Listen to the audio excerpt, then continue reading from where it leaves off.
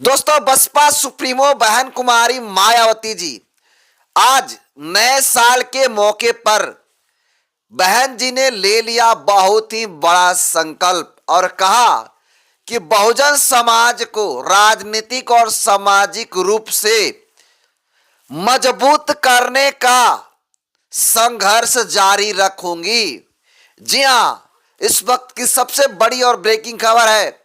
और दूसरी, बहन कुमारी मायावती जी के इकलौता सांसद राम जी गौतम ने एमपी में हुए एक बड़ी घटना को लेकर के मोहन यादव को कहा कि भाई साहब, अगर आप कार्रवाई नहीं करते हैं तो हम लेंगे बहुत ही बड़ा एक्शन। पूरी खबर क्या है, डिटेल के साथ बताऊं, एनालिसिस करूं, प्रूफ के साथ दिखाऊं, उससे पहले चैनल पर आए नए दर्शकों को अपना परिचय दे देता हूं। नमस्कार, मेरा नाम हरेंद्र बसंत है और आप देखना शुरू कर चुके हैं द महाभारत टीवी। देखिए, एक तरफ पूरा देश आज जिस प्रकार से नया साल मना रहा है, तमाम लोग अलग अलग जगहों पे नए साल मना रहे हैं। कोई शौर्य दिवस की बधाइयां पेश कर रहा है, तो कोई नया साल के जश्न में पार्टी कर रहा है, कोई ड्राइव करने के लिए निकल गया, घूमने के लिए अपने दोस्तों के साथ। कुछ लोग अलग अलग तरीके से पार्टी सेलिब्रेशन मना रहे हैं। ऐसे में बहन कुमारी मायावती जी उन तमाम लोगों को मद्देनजर रखते हुए, चूंकि बसपा सर्वजन हिताय सर्वजन सुखाय की पार्टी है, तो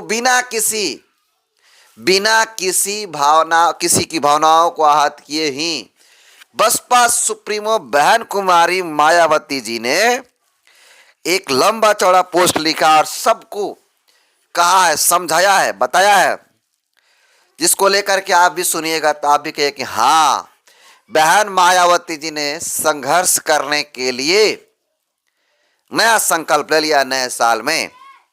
देखिए, बसपा सुप्रीमो बहन कुमारी मायावती जी ने तमाम लोगों के भावनाओं को देखते हुए बसपा सुप्रीमो मायावती जी लिखती हैं कि समस्त देशवासियों तथा दुनिया भर में रहने वाले भारतीय नागरिकों और उनके परिवार वालों को आज 9 वर्ष सन 2026 की दिल्ली मुबारकबाद और उन सबकी सुख शांति समृद्धि सुरक्षा और आत्मसम्मान व स्वाभिमान युक्त जीवन की शुभकामनाएं।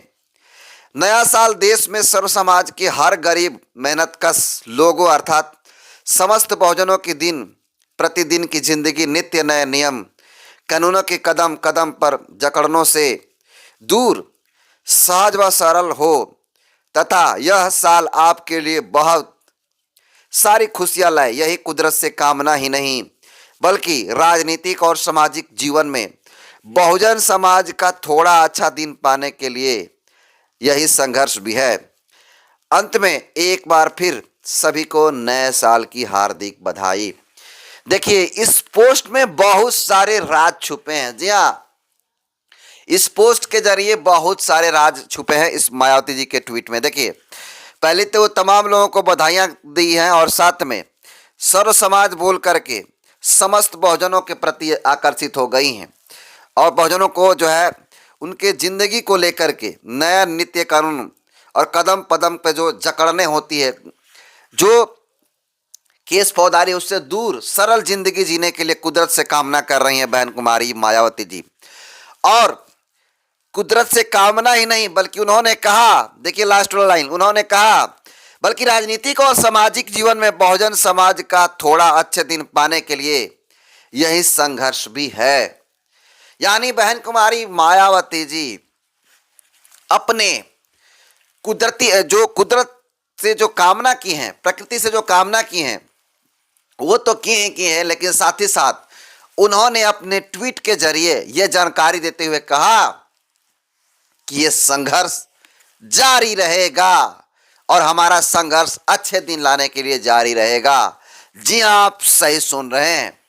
और आपको बता दूं, इस पोस्ट को अलग अलग लोग शेयर करके विरोधी लोग भी कई सवाल पूछ रहे हैं। देखिए, एक सवाल लगातार पूछा जा रहा है कि बहन कुमारी मायावती जी क्यों नहीं भीमा कोरे गांव जाती हैं, पहला सवाल पूछते हैं लोग। और ये हर नए साल पे पूछे जाता है। तो मैं उनको जवाब दे दूं कि बहन कुमारी मायावती जी भीमा कोरेगांव नहीं जाती हैं, लेकिन उनका पूर्णतः समर्थन रहता है। उन्होंने, वो बता दूं आपको कि पहले बाबा साहब गए वहाँ के लोगों को मनोबल बढ़ाने के लिए, और पूरे देश के दलितों को मनोबल को बढ़ाने के लिए, गुलामी की दास्ता को तोड़ने के लिए वो गए। बाबा साहब डॉक्टर भीमराव अंबेडकर 27 में 1927 में गए थे 1 जनवरी को। और उसके बाद बाबा साहब डॉक्टर भीमराव अंबेडकर के बाद गए थे मान्यवर साहब कांसी राम जी।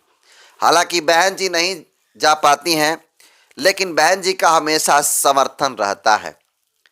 चलिए दूसरी खबर की ओर बढ़ते हैं।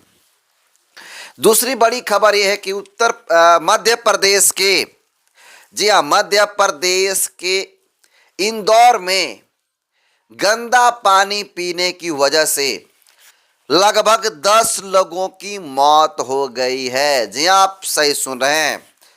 और उस मौत होने पर बसपा सुप्रीमो बहन कुमारी मायावती जी के इकलौता राज्यसभा सांसद रामजी गौतम ने, जो मध्य प्रदेश की सरकार है, मोहन यादव की जो सरकार है, उसको हिलाने का काम कर रहे हैं। कौन? आपको बता दूं कि राज्यसभा रामजी गौतम साहब। देखिए पूरी खबर डिटेल में समझिए, और इन्होंने पोस्ट करके जानकारी दी है। देखिए रामजी गौतम साहब लिखते हैं कि इंदौर का काला सच, गंदा पानी पीने से 13 लोगों की अब तक मौत हो चुकी है। देखिए मैंने 10 ही बताया, सॉरी, लेकिन 13 लोगों की मौत हो चुकी है। ये बताते हैं कि इंदौर का काला सच, गंदा पानी पीने से 13 लोगों की अब तक मौत हो चुकी है और 26 लोग गंभीर रूप से हैं, 26 लोग गंभीर रूप में बीमार हैं, वह भर्ती हैं। अच्छा, स्वच्छता की लंबी लंबी बातें की जाती है, वही गरीबों की बस्तियों में सीवर लाइन का मिला हुआ पानी कई महीनों से सप्लाई की जा रही थी। गरीबों को सुनने वाला कोई नहीं, गरीब मरता है तो मरने दो। अगर कोई पत्रकार पूछता है तो मंत्री ने कहा कि घंटा सवाल पूछते हो। इस तरह की गैर जिम्मेदाराना और बेतुकी बात की गई है, जिसकी जितनी भी भर्त्सना की जाए वह कम है। ऐसे मंत्री को पद पर रहने का कोई औचित्य नहीं बनता। माननीय मुख्यमंत्री संज्ञान ले और दोषियों पर कड़ी कार्रवाई की जाए। देखिए इन्होंने साफ तौर पे अपने शब्दों में कहने का काम किया है कि भाई मुख्यमंत्री मोहन यादव जी, जो इंदौर के अंदर 13 लोग मरे और कई लोग, लगभग 26 लोग गंभीर रूप से बीमार हैं, जो कि अभी भर्ती भी हैं। जो लोग इस तरह का कृत्य किए हैं कि सीवर का पानी टंकी के कनेक्शन से सप्लाई करा दिया गया, जिसको पी करके तमाम लोग, 13 लोगों की मौत हो चुकी है जब तक हम वीडियो शूट कर रहे हैं, और 26 लोग बीमार हैं इंदौर के अंदर। सोचिए, उनकी लगातार डायरिया और अन्य रोग पकड़ लिए हैं, और हो सके तो उनकी भी मौत हो सकती है अगर ज़्यादा गंभीर स्थिति अगर नहीं बचाने में कामयाब हुए डॉक्टर तो। बाकी जानकारी के लिए आपको बता दूं कि जिस प्रकार से सवाल कर रहे हैं, और इन्होंने कहा जब पत्रकार सवाल पूछता है तो घंटा का सवाल बोला जाता है। देखिए एक वीडियो भी सोशल मीडिया पर वायरल है, देखिए इस वीडियो को आप ध्यान से देखिए। बहुत सारे लोगों का तक जो सुनिएगा। फंड की बात कही गई थी वो भी नहीं मिला कैलाश जी, और पीने के पानी की ठीक से व्यवस्था। छोड़ो यार, तुम फोकट प्रश्न मत पूछो। नहीं फोकट नहीं, ये तो मैं तो होकर आया हूँ। क्या क्या क्या घंटा हो गया कैलाश जी, बात ठीक से कीजिए। नहीं शब्दों का चयन ठीक करेंगे कैलाश जी, आप ढंग से बात नहीं कर रहे हैं। नहीं आप, ये क्या शब्द होता है कि घंटा घंटा क्या शब्द होता है? आप, मैं तो जाऊंगा, लहजा इनको सुधारने कहिए। इतने सीनियर मंत्री घंटा घंटा क्या बोलते रहते हैं? बात करने की तमीज नहीं है। हाँ और क्या। तो देखा आपने किस प्रकार से कैलाश विजयवर्गीय जो मंत्री भी हैं, उनसे जब सवाल पूछता है एनडीटीवी का पत्रकार, तो उससे कहते हैं कि घंटा का सवाल पूछते हैं।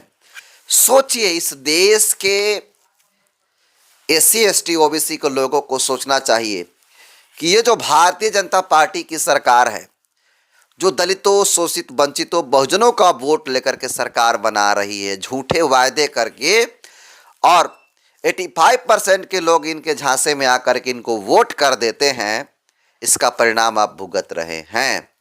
जी हाँ, जब इनसे सवाल पूछता है पत्रकार कि ऐसा हो रहा है, क्या कहिएगा, तो इस पे कहता है कि घंटा का सवाल पूछ रहे हो। इसी को लेकर के बहुजन समाज पार्टी के सांसद रामजी गौतम साहब ने फटकार लगाया और कड़ी कार्रवाई करने का भी मांग किया है मोहन यादव की सरकार से। बाकी आप इस दोनों खबरों को कैसे देखते हैं, अपना फीडबैक जरूर दीजिएगा। बहुत बहुत धन्यवाद।